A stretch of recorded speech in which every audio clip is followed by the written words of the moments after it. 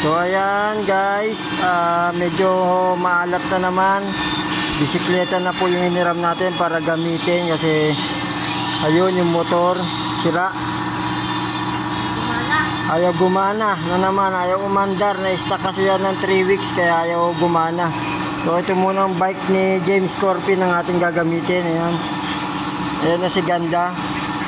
Nagsasabit ng paninda. Ayan.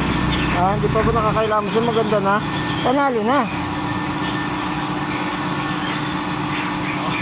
Ayaw mo muna ako. Ako muna. Panalo ako dyan ha.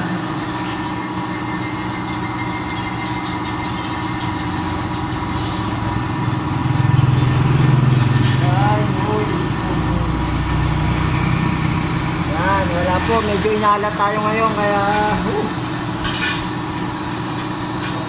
hindi na pagsubok. Kailangan natin pagdanan. Erap.